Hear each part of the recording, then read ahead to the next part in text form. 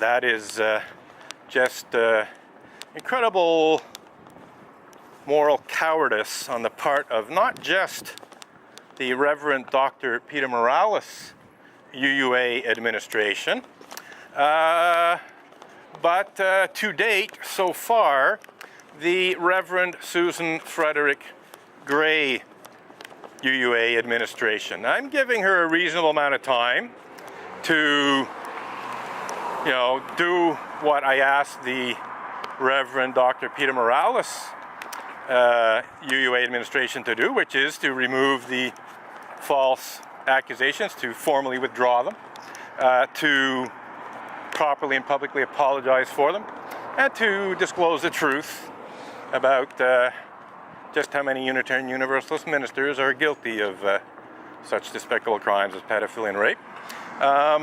But so far, she has not communicated with me in any way.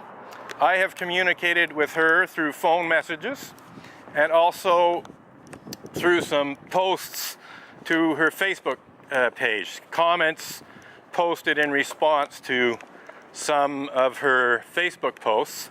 And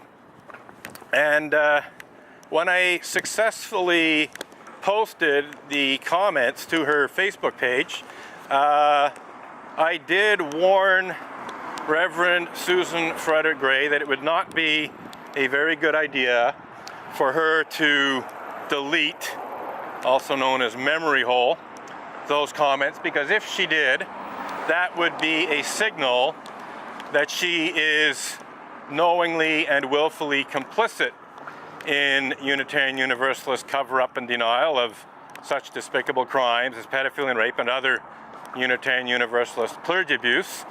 And those comments actually stayed up for quite a while. It was a time period measured in at least several days, maybe a week or more. But eventually, the comments were in fact deleted and are no longer available to be read on Reverend Susan Frederick Gray's Facebook page.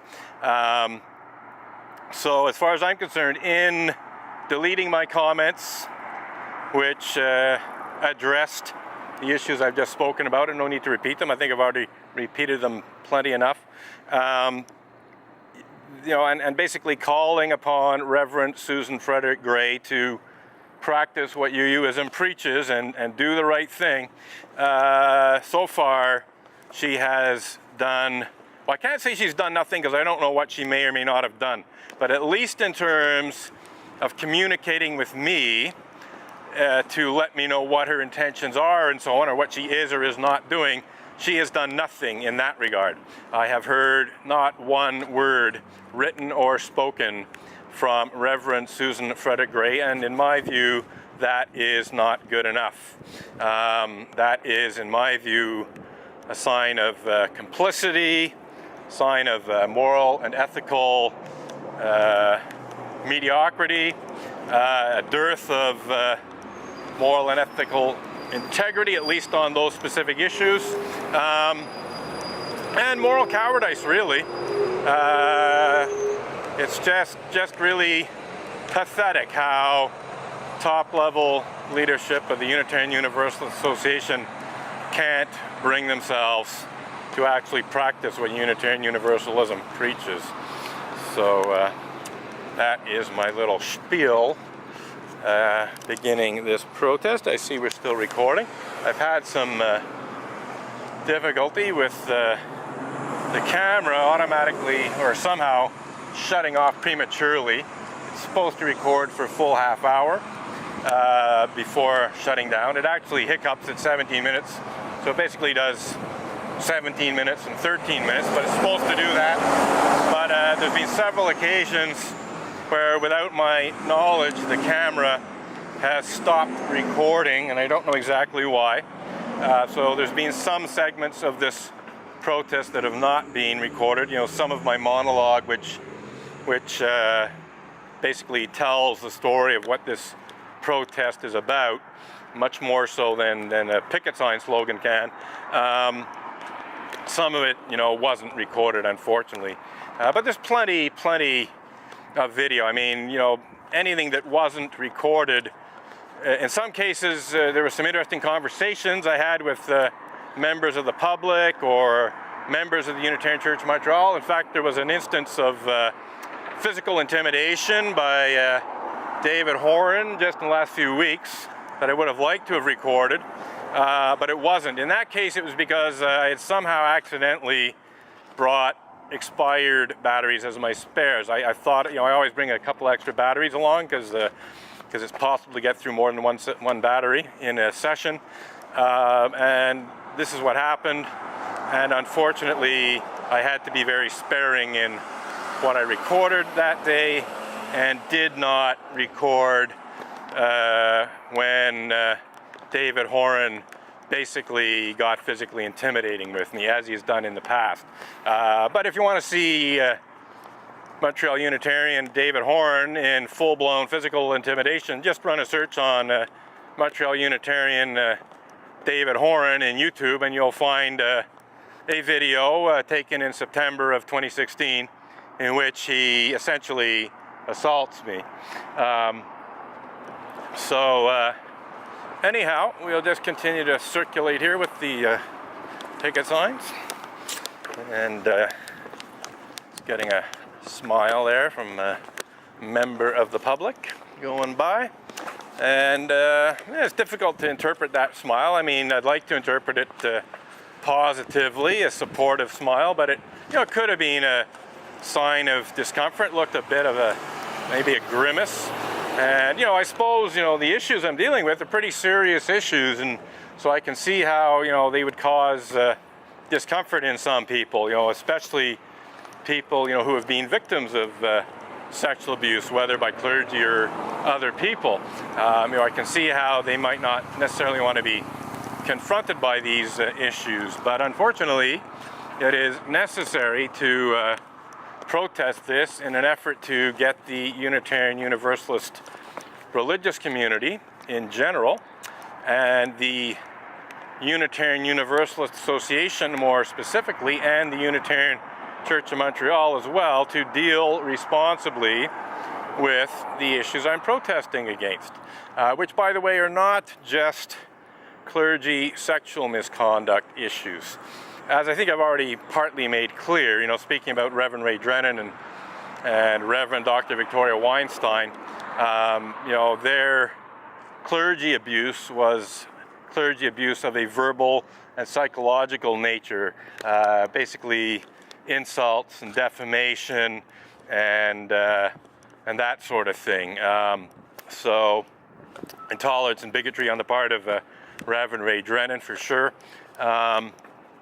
So in the case of Reverend Ray Drennan and Reverend Dr. Victoria Weinstein, perhaps subtracting her sodomy fantasy, which could be seen as a form of sexual harassment and thus clergy sexual misconduct.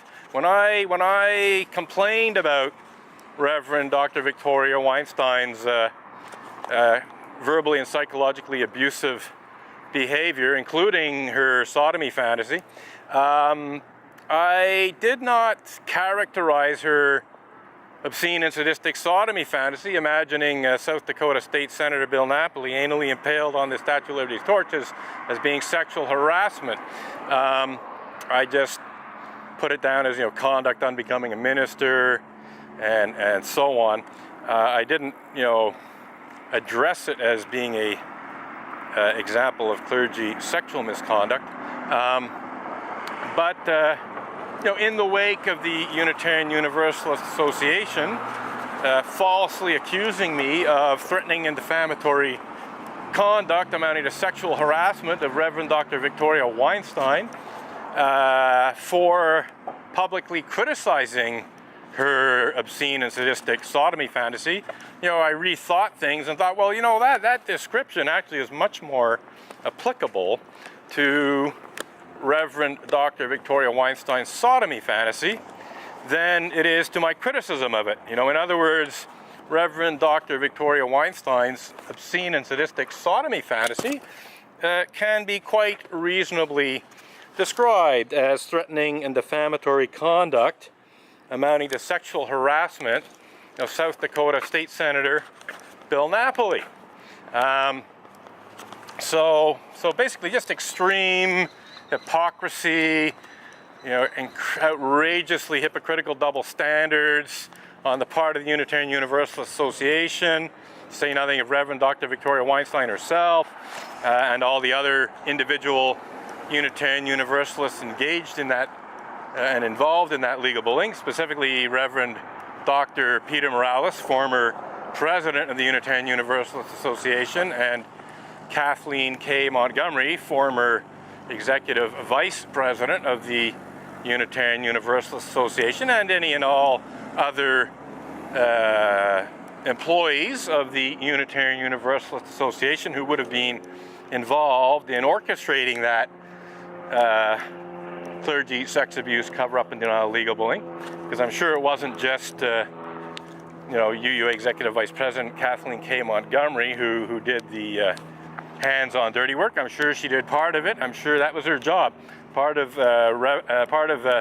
Kathleen K. Montgomery's job description as Vice President, Executive Vice President of the Unitarian Universalist Association was to coordinate the work of the legal counsel of the Unitarian Universalist Association. So we can be quite sure that she coordinated that work of Maître Marc-André Coulombe, which falsely accused me of blasphemous libel for blogging about Reverend Mac Wallace Mitchell and Richard Buell, and also trying to intimidate me into shutting up about any other pedophilia and rape committed by Unitarian Universalist ministers, to say nothing of Unitarian Universalist Sunday school teachers. So there's no question that Kathleen K. Montgomery had a hands-on role in that, but it's very likely that some other employees, subordinates at the Unitarian Universalist Association were involved in orchestrating that, in coordinating that legal bullying. So yeah, it'd be interesting to know just who exactly was involved in this corruption. And it looks like we're coming up to the end of the recording here, so we'll start a fresh recording soon, since things are quiet. That's it.